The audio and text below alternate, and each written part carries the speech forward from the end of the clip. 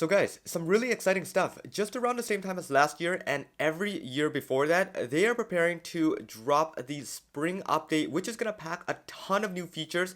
But unlike last year where they updated and overhauled the entire UI, that's brought things such as the full screen visualization for the car when it's parked and the transparency in the map, they are going to make it a little bit more subtle this time, but still pack a ton of good stuff towards this update. Now this one here is currently rolling out to employees as we speak, and it brings a wide range of improvements on traffic, on navigation, on safety and comfort, and as well the media controls. With this update, Tesla now introduces adaptive headlight available in the US and Canada, which automatically adjusts to curves and surroundings, improving the visibility during the night. For drivers of the new Model S's and Model X's, the blind spot camera on the driver display offers a more intuitive way to monitor adjacent lanes, directly showing the blind spot camera feed on the driver's screen. In the newer SX, 3, and Y models, dashcam and side camera recordings have been upgraded to include both the B-pillar cameras in the dashcam and Sentry mode, increasing recording angles from 4 to 6, and additionally, the dashcam viewer has been redesigned with a grid view and quick access to the next video, making it easier to review clips. A new feature called Alternative Trip Planning Options gives drivers more flexibility in choosing the best routes for their needs. You can now select the fastest, which prioritizes the quickest routes, best amenities, which finds highest rated restaurants, restroom, shops, and other things along the way, and fewer stops, which minimizes charging interruptions.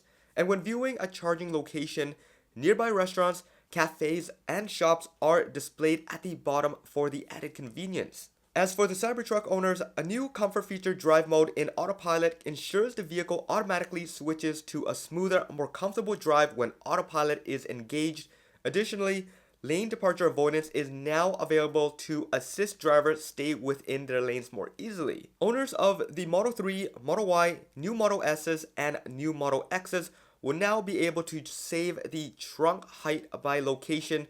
This feature allows you to adjust the trunk to their preferred height, then press and hold the close button until the hear chime, saving the setting for a specific location. Then altogether, if you prefer to avoid highways, Tesla now includes an option to avoid highways in navigation, giving drivers greater control over their route planning.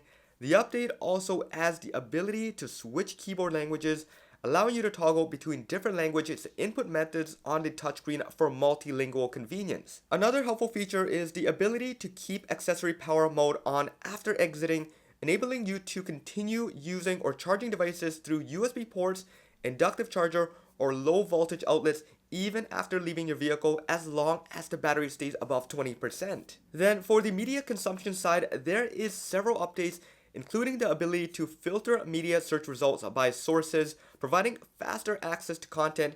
You can now shuffle Apple Music playlists that contains more than 100 songs and easily scroll through SiriusXM favorites by tapping the left or the right button on the steering wheel. Added to this, Amazon Music free accounts can now be signed on through the premium connectivity in your car, and YouTube Music has added an Up Next feature in the media playlist to show which song will play next. And last but not least, for the convenience of your mobile hotspot enabled through your phone, it will automatically reconnect to your car each and every single time. Once you start driving, you will never have to manually reconnect it again. Alright, so there you have it. I decided to just run down through the entire list this time around and give you guys everything in one cluster, and I think this is probably the best way I'm going to go through a lot of these newer packed updates. Now, I want to provide some extra context and some details into some of the more highlighted features that I'm really interested in here, and I think there's at least 4 to them.